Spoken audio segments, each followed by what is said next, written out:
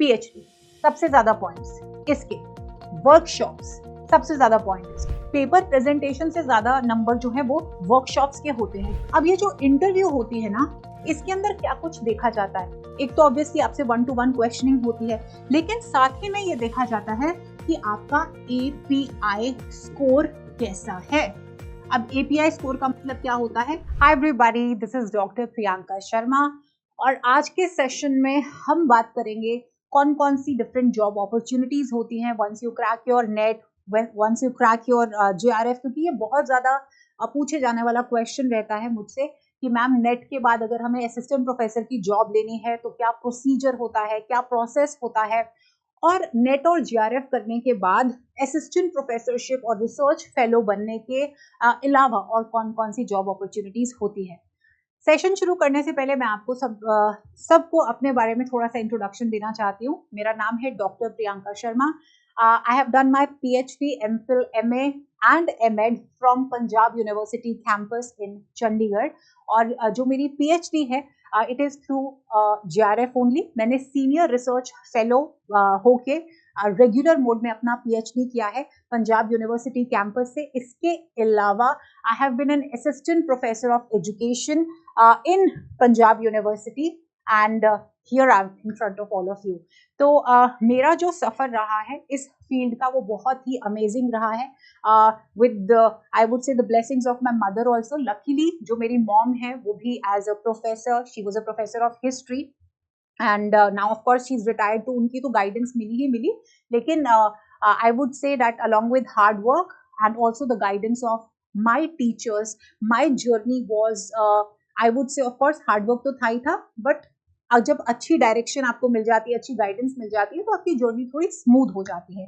Challenges तो देखिए सभी को फेस करने होते हैं, लेकिन हम एक दूसरे के एक्सपीरियंसेस से सीख सकते हैं। तो मैं अपनी ये जर्नी मेरी कैसे रही और कौन कौन से एक्सपीरियंसेस जो हैं मैंने लिए आप सबके साथ वो मैं डिस्कस करने वाली हूँ। किस तरह आप अपने रेज्यूमे को और स्ट्रॉन्ग बना सकते हैं, कैसे आप भी मेरी तरह ऐसे अच्छी जॉब्स, असिस्टेंट प्रोफेसरशिप की जॉब हो या जैसे मैं आपके सामने अभी हूँ आप वो जॉब्स ले सकते हैं। I am going to talk about all of it. तो सबसे पहले जब आप नेट करते हैं तो आई एम श्योर आप सब जानते हो कि नेट करने के बाद आप एलिजिबल हो जाते हो असिस्टेंट प्रोफेसर बनने के लिए। ठीक है, आप असिस्टेंट प्रोफेसर बन सकते हो once you have cracked your NET. और जब आपका नेट प्लस जीआरएफ, अगर आपका जीआरएफ होता है तो आपको फेलोशिप मिलती है। ठीक है, फेलोशिप मिलती है, जैसे कि मुझे मिली 5 साल सरकार से मिलती है। बड़ा मजा आता है कि तो हम पढ़ाई कर रहे हैं, पीएचडी की डिग्री ले रहे हैं और सरकार पैसा दे रही है। तो जब आप जीआरएफ करते हो तो आपको फेलोशिप मिलती है for 5 years for doing your PhD. ठीक है, और ऑफ कोर्स इसके लिए आपको रिसर्च प्रपोजल भी बनाना होता है। This is all together a different topic. तो अभी मैं आपको फोकस करूंगी कि असिस्टेंट प्रोफेसर की जो जॉब्स होती हैं वो आपको कैसे लेनी होती है। तो स्टूडेंट सबसे पहले आपको ध्यान रखना होता है कि असिस्टेंट प्रोफेसर की जॉब्स जो होती हैं वो निकलती हैं थ्रू वैकेंसीज। अब आप central state government, central universities जो होती हैं, राइट, स्टेट यूनिवर्सिटीज जो होती हैं, plus public and private universities आप यहाँ पे कॉलेजेस और यूनिवर्सिटीज के अंदर अप्लाई करते हो। और ये जो वैकेंसीज हैं ये नोटिफाइड होती हैं। ठीक है, नोटिफाइड, इनकी एडवर्टाइजमेंट्स निकलती हैं और मोस्ट इंपॉर्टेंटली मैं कहती हूँ कि आप इनके ऑफिशियल वेबसाइट्स को अगर आप चेक करो तो बहुत ही बढ़िया रहता है। इसके अलावा एम्प्लॉयमेंट न्यूज होती है, लोकल न्यूज़पेपर, अगर आप प्राइवेट कॉलेज यूनिवर्सिटीज की बात करें तो लोकल न्यूज़पेपर्स के अंदर भी एडवर्टाइज होती है, but official websites are one of the best platforms. इसके अलावा there are certain YouTube channels जो कि स्पेसिफिकली इस चीज के ऊपर फोकस करते हैं, तो आजकल आप उनसे भी गाइडेंस जो है वो ले सकते हैं, provided they are authentic. Okay, this is my always suggestion to the student because there is so much of plethora of information from every side कि सही डायरेक्शन और सही गाइडेंस बहुत ज्यादा जरूरी है आजकल के टाइम में। तो अब ये वैकेंसी सपोज निकल गई तो आपकी जो सिलेक्शन है वो कैसे होती है। तो देखिए 2-3 तरह से सिलेक्शन होती है। सबसे पहले तो मैंने आपको बोला वैकेंसीज, ठीक है। अब क्या होता है, कई सेंट्रल एंड स्टेट यूनिवर्सिटीज जो है वो रखती हैं entrance test. Entrance test for assistant professors. और ये जो एंट्रेंस टेस्ट होता है ये बेस्ड होता है यूजीसी नेट के सिलेबस के ऊपर। ठीक है, कई स्टूडेंट्स कहते हैं कि मैम क्यों ये रखते हैं, मुश्किल हो जाता है हमारे लिए पढ़ना। मैं कहती हूँ कि ये बहुत ही अच्छी चीज है। ठीक है, पहले क्या होता था कि सिर्फ और सिर्फ जब इंटरव्यू होती थी तो आपको पता है कुछ ऊंच नीच हो जाती थी, कुछ लॉबिंग होती थी। तो अभी सेंट्रल और स्टेट यूनिवर्सिटीज ने कहा है कि भाई ऐसे करते हैं, now all of them have not adopted, most of them have, कि हम एंट्रेंस एग्जाम रखते हैं। उसमें बेशक पीएचडी कैंडिडेट्स हैं, नॉन पीएचडी कैंडिडेट्स हैं, एंट्रेंस टेस्ट देते हैं, उसमें बच्चे जो पास कर जाएंगे उनको हम, जो मेरिट में आएंगे उनको हम इंटरव्यू के लिए बुलाएंगे। ठीक है, विच इज वंडरफुल, बिकॉज यहाँ पे आप अगर कोई पीएचडी कैंडिडेट है ना, एंट्रेंस टेस्ट के लेवल के ऊपर अगर वो क्लियर नहीं कर पाता क्योंकि उसके पास लैक ऑफ नॉलेज है और आपके पास पीएचडी डिग्री नहीं है, पर आप अच्छा परफॉर्म कर जाते हैं क्योंकि आपकी नॉलेज जो है वो अपडेटेड है, तो आप ऑब्वियसली आगे आ जाएंगे, है ना। इंटरव्यू में आप पहुंच जाएंगे, जिसके पास पीएचडी है लेकिन वो एंट्रेंस टेस्ट नहीं पार कर पाया तो सरकार ने उसको पहले ही बोल दिया कि भैया तुम्हारे पास नॉलेज नहीं है, तुम इंटरव्यू तक नहीं पहुंच सकते। तो दैट इज द रीजन मैं हमेशा स्टूडेंट्स को बोलती हूँ, irrespective of you doing your JRF, cracking your NET और possibly doing your PhD, UGC NET course के साथ जुड़े रहो, because ultimate aim and destination is to get your job. Alright, तो ये आपका state level entrance central universities में अगर होता है तो ये मैटर करता है। दूसरा जो होता है वो अल्टीमेटली होती है आपकी इंटरव्यू। ठीक है, इंटरव्यू यहाँ पे हम लगा देते हैं ताकि आपके लिए आसान हो जाएगा। अब ये जो इंटरव्यू होती है ना, इसके अंदर क्या कुछ देखा जाता है, एक तो ऑब्वियसली आपसे 1-to-1 क्वेश्चनिंग होती है, लेकिन साथ ही में ये देखा जाता है कि आपका एपीआई स्कोर कैसा है। अब एपीआई स्कोर का मतलब क्या होता है, एकेडमिक परफॉर्मेंस इंडिकेटर। ठीक है, जितना ये ज्यादा स्ट्रॉन्ग होगा उतना आपका रेज्यूमे जो है वो स्ट्रॉन्ग होता है, उतना आपका एपीआई स्कोर स्ट्रॉन्ग होता है और आपके सिलेक्शन के चांसेस जो है वो बढ़ जाते हैं। अब ये इस एपीआई स्कोर को कैलकुलेट कैसे करते हैं, तो हर यूनिवर्सिटी ने बहुत ज्यादा डिटेल में जाके उनका थोड़ा थोड़ा डिफर करता है एक दूसरे से, लेकिन यूजीसी ने जो गाइडलाइंस दी हुई हैं सब कुछ उसी के आधार के ऊपर ही होता है। कोर चीज सेम रहती है, कुछ ऊपर नीचे हो जाता है। मैं आपको कोर के बारे में बताऊंगी कि किस तरह एपीआई का बेसिक कैलकुलेटर चलता है। तो देखिए, इसको कैलकुलेट करने के लिए जो सबसे ज्यादा पॉइंट्स दिए जाते हैं वो दिए जाते हैं पीएचडी को। अगर आपके पास पीएचडी की डिग्री है, देखिए सपोज एंट्रेंस टेस्ट हुआ, उसमें पीएचडी कैंडिडेट पार कर गया, ठीक है, तो अब इंटरव्यू में उसको नंबर तो मिल जाएंगे आपसे ज्यादा, आपने भी हो सकता है पार किया लेकिन आपने पीएचडी नहीं की तो गड़बड़ हो गई, है ना। तो इसलिए पढ़ते रहिए, हो सकता है एक पीएचडी कैंडिडेट ना पढ़ रहा हो और वो यहीं पे शट आउट हो जाए। तो पीएचडी के भाई सबसे ज्यादा पॉइंट होते हैं। इसके बाद अगर आपने स्टूडेंट्स जेआरएफ किया है तो कई यूनिवर्सिटीज में जेआरएफ के भी पॉइंट्स होते हैं। इसके अलावा अगर आपने फॉर एग्जाम्पल कहीं सेमिनार अटेंड किया है, ठीक है, अटेंड ही नहीं, इसके अलावा अगर वहां पे पेपर प्रेजेंट किया है, तो अगर आपने पेपर, रिसर्च पेपर प्रेजेंट किया है तो उसके नंबर होते हैं।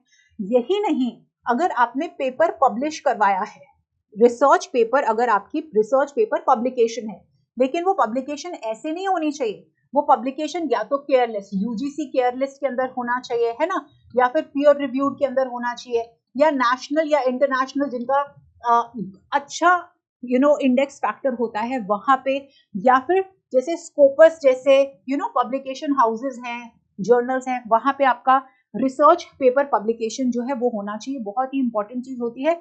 और स्टूडेंट्स, इंपॉर्टेंट होता है वर्कशॉप्स, लेकिन ये जो वर्कशॉप्स हैं ये होनी चाहिए, जैसे फॉर एग्जांपल इंटरनेशनल लेवल, जैसे ग्लोबल इनिशिएटिव एकेडमिक नेटवर्क है, वो हो गया, या फिर ICSSR स्पॉन्सर्ड वर्कशॉप्स होती हैं, वो आपको करनी होती है। मिनिमम स्टूडेंट्स, मिनिमम जो है ना ये 5 to 7 डेज की करनी है, इससे कम नहीं करनी, क्योंकि अगर आप 5 दिनों से कम की वर्कशॉप करते हो, आजकल कॉमर्शियलाइजेशन बहुत है, every Tom Dick and Harry workshop करा रहे हैं 1-2 दिन की, इवन कॉलेजेस भी मैंने देखे हैं private, don't go for them. अगर वो ICSSR स्पॉन्सर्ड है, इंटरनेशनल बॉडी स्पॉन्सर्ड है और 5 से 7 दिन मिनिमम, 14 डेज मैक्सिमम होता है। तो इसके अलावा अगर आपने वर्कशॉप अटेंड की है, वो रिसर्च मेथोडोलॉजी पे हो सकती है, टीचिंग प्रैक्टिस पे हो सकती है, तो उसके नंबर बहुत होते हैं। पेपर प्रेजेंटेशन से ज्यादा नंबर जो है वो वर्कशॉप्स के होते हैं, ठीक है।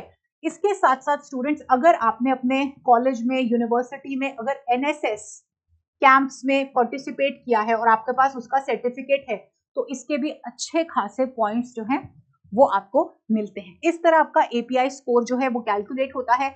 इसके अलावा आप डरना मत, पेटेंट के भी नंबर होते हैं, लेकिन ये बहुत कम रिसर्चर्स या बच्चे होते हैं जिनके पास पेटेंट्स होते हैं। तो अगर आपके पास पेटेंट्स हैं उसके भी बहुत अच्छे खासे नंबर होते हैं, बट इन सबकी एक लिमिटेशन होती है। मतलब ये सारा का सारा इकट्ठा कैलकुलेट होता है। इसके बाद यहाँ पे ये भी देख लेते हैं कि आपके मास्टर्स की परसेंटेज कितनी थी। ठीक है, मास्टर्स के अंदर अगर आपकी परसेंटेज अच्छी थी, तो जैसे फॉर एग्जांपल आपके 70% प्लस आए तो आपको 3 पॉइंट मिल गए, अगर आपके 75% प्लस आए तो 5 पॉइंट मिल गए। बट ये छोटा मोटा होता है, ज्यादा डिफरेंट नहीं होता। ज्यादा डिफरेंट होता है पीएचडी, सबसे ज्यादा पॉइंट्स इसके, वर्कशॉप्स सबसे ज्यादा पॉइंट इसके। इसके अलावा अगर आपने बुक्स को पब्लिश किया है ना, अगर प्रॉपर बुक पब्लिकेशन की है, आपने बुक पब्लिश की है, खुद से राइटर ऑथर रहे हो, या आपने बुक्स के अंदर पेपर आईएसबीएन नंबर होना चाहिए। और इवन ये जो आपको मैंने इनके बारे में बताया, रिसर्च पेपर पब्लिकेशन, ये भी आईएसएसएन नंबर इनका होना चाहिए। तो अगर आपने बुक के अंदर चैप्टर सबमिट किया है वो भी आप कर सकते हो, लेकिन उसको इंफीरियर ही माना जाता है। बेटर कि आप एक प्रॉपर रिसर्च जर्नल के अंदर आप पेपर पब्लिश करें, वो आपको ज्यादा एपीआई में यूनिट्स दिलाता है, स्कोर दिलवाता है as compare to book chapters. Book के ऑथर रहे हैं, बहुत बढ़िया, एडिटर रहे हैं, उसके पॉइंट्स आपको ज्यादा मिलते हैं।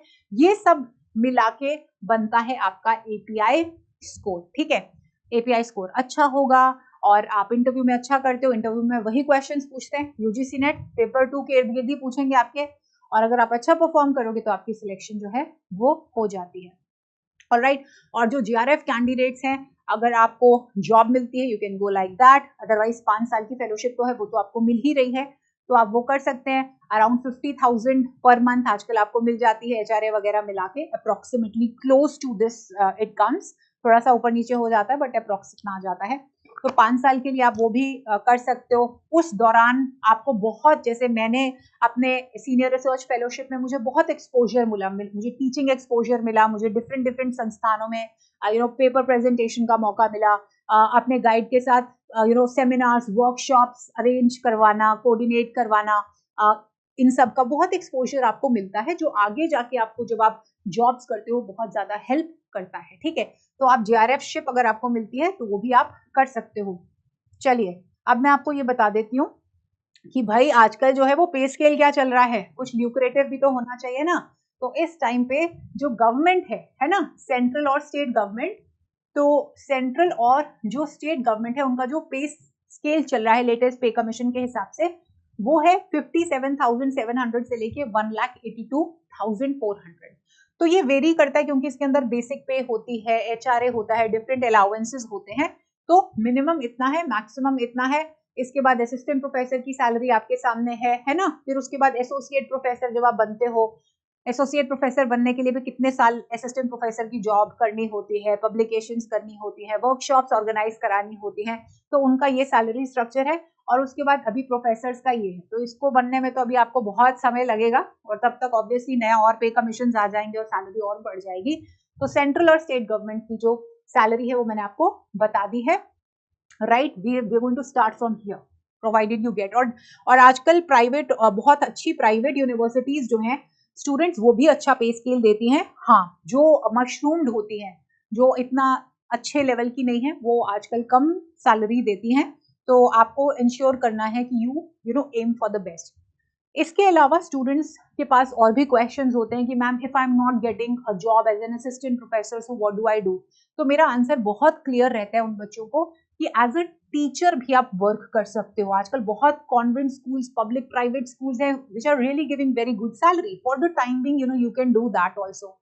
इसके अलावा जो डिफरेंट डिफरेंट जॉब अपॉर्चुनिटीज हैं, एज आई टोल्ड यू, अगर आपने नेट किया है तो आप असिस्टेंट प्रोफेसर हो। अगर आपके पास नेट और जीआरएफ है ना, तो आप क्या बन सकते हो, रेगुलर रिसर्च स्कॉलर। इनको रेगुलर रिसर्च स्कॉलर्स बोला जाता है। ठीक है, अब क्या है, अगर आपके पास अगर कोई रिसर्च प्रोजेक्ट आपको पता चलता है ना, कोई प्रोफेसर है, कोई रिसर्चर है, उसको सरकार का गवर्नमेंट फंडेड रिसर्च प्रोजेक्ट मिला है जो कि 5 साल का है या 10 सालों का भी होता है, तो जो ये प्रोफेसर्स या रिसर्चर्स होते हैं, इनको अपने अंडर काम करने के लिए रिसर्च असिस्टेंट्स चाहिए होते हैं, जिनकी भी salary approximately close to research fellowship के आसपास ही जो है वो आ जाती है। तो आप रिसर्च असिस्टेंट्स बन सकते हैं यूनिवर्सिटी पोर्टल्स पे, कॉलेज पोर्टल्स के ऊपर। जो भी प्रोफेसर्स होते हैं, रिसर्चर्स होते हैं, उन्होंने अपनी रिक्वायरमेंट लिखी होती है, तो आप अप्लाई ऐसे कर सकते हो। इसके अलावा स्टूडेंट्स, जैसे edtech, you can see me here from being an assistant professor to being on physics wala edtech industry, and I always say that आजकल private sector is even booming than the government sector. तो अगर आप मेरी तरह platforms पे पढ़ाना चाहते हैं, you can come and be a part of the edtech. You can teach, आप सोशल मीडिया के ऊपर भी कर सकते हो, आप एसएमईज बन सकते हो, सब्जेक्ट मैटर एक्सपर्ट्स बन सकते हो, है ना, कंटेंट मैटर एक्सपर्ट बन सकते हो। तो ये डिफरेंट एडटेक प्लेटफॉर्म्स के ऊपर या सोशल मीडिया के ऊपर भी आप काम कर सकते हो। आपका यूट्यूब कोर्सेज होते हैं, all of that you can do. Then editors, different publishing houses हैं, जो अच्छे पब्लिशिंग हाउसेज हैं। जैसे कि इंडिया के अंदर अगर बात बताऊं तो जैसे मेरे जो दोनों किताबें हैं, पेपर 1 की और पेपर 2 की, एस चांद पब्लिकेशन, अभी तीसरी बुक भी आ रही है नेक्स्ट मंथ, तो एस चांद पब्लिकेशंस हो गए, टॉप के पब्लिशिंग हाउसेस, ऑक्सफोर्ड जैसे हो गए, पियर्सन जैसे हो गए, एटसेट्रा, बड़े पब्लिशिंग हाउसेस हैं और बहुत सारे हैं, देयर इज नो एंड। तो वहां पे आप एडिटर की जॉब कर सकते हो, अगेन आप वहां पे एसएमई की जॉब कर सकते हो, कंटेंट मैटर एक्सपर्ट की जॉब कर सकते हो, सीनियर एडिटर की आप कर सकते हो वहां पे। जैसे यहाँ पे मैं लिख देती हूँ पब्लिकेशन हाउसेस, एंड दे पे you really well, Oxford etcetera. तो आपको ढूंढना पड़ेगा, राइट, और आपको अच्छा सैलरी जो है वो मिल जाती है। और अगर आपके पास नेट का सर्टिफिकेट है तो वो एक नॉर्मल रेज्यूमे से आपको स्ट्रॉन्ग बनाता है, क्योंकि आप जब पब्लिशिंग हाउस में जाओगे तो आप कौन से वर्टिकल में जाओगे, जो आपका सब्जेक्ट वर्टिकल है ना, जो सब्जेक्ट एक्सपर्ट आपका जो वर्टिकल होता है, सब्जेक्ट एक्सपर्ट, और आप कह सकते हो एग्जाम।